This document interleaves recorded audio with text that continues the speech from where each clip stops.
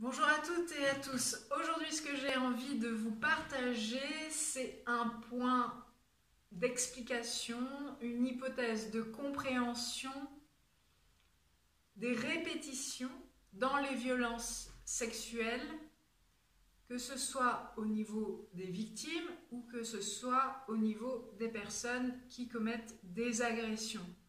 Qu'est-ce qui fait, grâce aux lunettes du transgénérationnel, que je vais me retrouver soit victime, soit en position d'agression vis-à-vis d'un individu. Voilà. Donc, dans un premier point, je reprends quelques concepts rapides du transgénérationnel.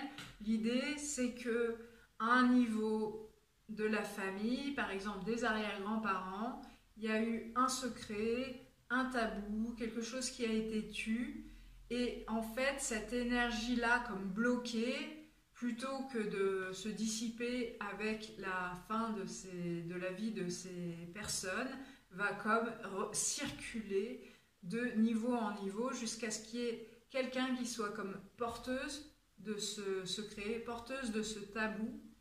Et vraiment, ce qui est pour moi important, c'est pas comme simplement une fatalité où ça y est, c'est moi qui suis gardienne de la patate chaude, mais l'idée c'est de réaliser que je tiens une patate chaude, 2, d'accepter que je tiens cette patate chaude, et 3, de pouvoir transformer cette patate chaude de manière à me libérer avant tout, mais aussi à fluidifier l'énergie sur le plan transgénérationnel.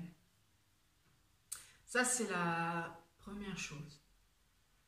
Donc, parfois, il arrive que quand dans une génération, il y a eu par exemple un viol ou un inceste, que souvent, dû aux lois du silence, je vous laisse, si vous êtes intéressé, aller chercher plus d'informations là-dessus, mais que ces événements soient tus. Et donc ça, par exemple, ça peut être de belles patates chaudes qui vont venir descendre. Et qu'est-ce que ça donne au niveau de notre descendant, de notre descendante? Prenons une femme, parce que beaucoup plus fréquemment, c'est quand même des femmes qui sont porteuses de cette énergie de victime. Ça va donner une personne qui n'a aucun repère, en tout cas conscient dans sa vie, de connaissances, d'expériences, de viol, d'inceste, d'attouchement, enfin de choses glauques. Voilà, qui n'a pas vécu ça, et pourtant qui va comme attirer à elle, comme aimanter à elle des personnes qui vont la suivre, des personnes qui vont lui faire qui vont se montrer trop insistantes. Qu'est-ce que ça peut être, voilà, toute une sorte de climat déviant, sans jamais pour autant un passage à l'acte. Comme vous savez, l'idée assez fréquente qu'on dit, si on a peur d'un chien, on va attirer c'est à ce moment-là qu'on va attirer les chiens, qui vont nous mordre, bien sûr. Donc là, c'est un peu ça. L'idée, c'est que cette personne-là, elle n'a pas une sphère de protection suffisante, et elle va attirer à elle comme des prédateurs.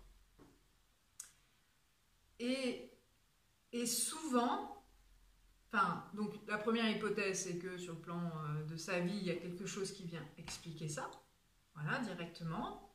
Mais ce qui peut être aussi assez fréquent, et l'un n'empêche pas l'autre, c'est que c'est une mémoire au niveau d'une autre femme ou d'un homme, hein, mais en général d'une femme, dans la famille, qui elle s'est fait violer et qui va comme voilà, déléguer son secret à cette descendante. Et son job à cette personne, ça va être de se rendre compte qu'il y a quelque chose d'abord qui n'est pas, comment dire, c'est pas normal. Plus que, vous voyez, c'est comme on a toujours des amis qui je sais pas, s'attirent tout le temps un type de situation, et c'est toujours la même chose, genre, je sais pas, des personnes qui vont avoir tout le temps des problèmes financiers, des pertes, voilà, et c'est toujours pour elle, là ça va être un peu ça, c'est toujours pour elle, excusez-moi des termes, les connards, les gens qui la suivent dans la rue et tout ça. Donc c'est déjà se rendre compte qu'il y a quelque chose qui est trop fréquent et trop déviant dans notre vie. Ça, c'est la première chose. Genre, il se passe un truc qui est juste pas normal.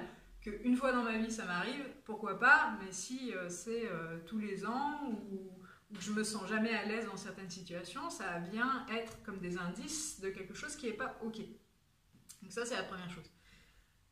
Donc, une fois que je me suis rendu compte de ça, c'est de pouvoir dire, ok, en fait, il se passe quelque chose qui n'est pas ok pour moi, pouvoir voir de quoi ça parle au niveau transgénérationnel, de manière à comme reposer cette fois-ci une sphère de protection autour de nous qui fait qu'il n'y a plus besoin d'aimanter ces situations. En fait, comme j'ai réglé, comme j'ai mis des mots, comme j'ai explicité une situation qui était dans la famille, je n'ai plus besoin de la vivre dans mon quotidien. Voilà, ça c'est le point important. Donc ça c'est pour l'énergie de victime. Maintenant, ce qui m'intéressait avant tout d'expliciter dans cette vidéo, c'est l'énergie d'agression. C'est-à-dire que si j'accompagne à mon niveau des personnes qui ont cette énergie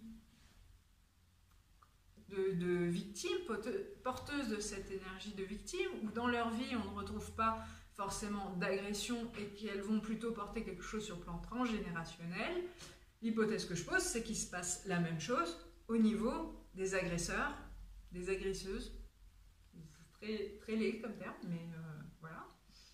Et que du coup, si je peux être porteuse de l'énergie d'une victime, et ben pourquoi je ne serais pas porteuse de l'énergie d'une personne qui a agressé une autre personne. Et ça, je l'ai rencontré une première fois, il y a assez longtemps, quand une maman est arrivée, son fils avait voilà, commis des gestes tout à fait déplacés auprès d'une petite voisine, et presque...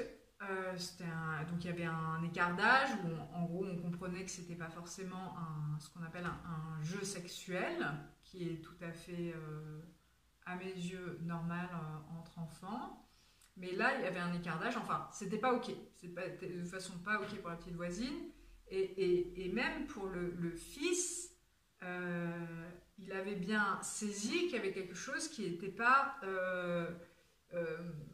clair dans son comportement. Et pourtant, il l'a fait.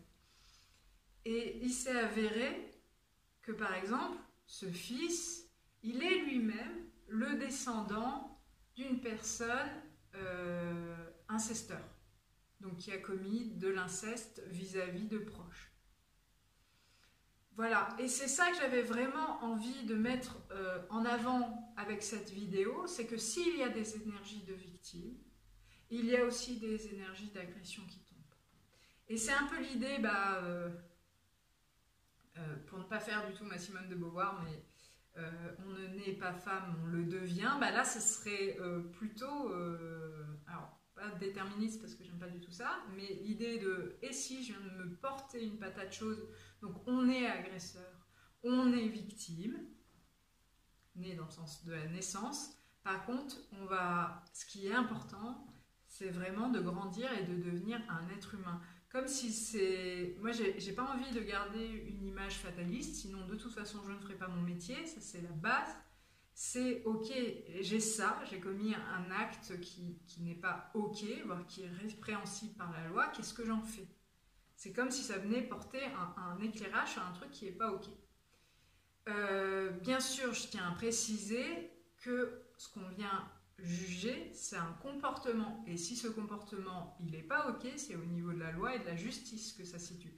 Et c'est important de comprendre, c'est important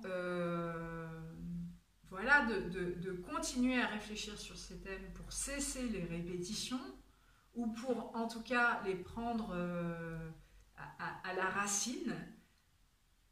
Tout est-il que s'il y a un acte de violence sexuelle, c'est là, on commence, enfin, à mes yeux, c'est d'abord la loi. Et après, on cherche à comprendre, on aide la personne, qu'elle soit victime, ou la personne qui est qui a elle-même agressé, mais tout est-il que, tout d'abord, on juge le comportement. Voilà. Eh bien, j'espère que ça va apporter du grain à moudre pour certaines personnes. Et je suis contente d'avoir apporté ma contribution dans ce sujet. Voilà.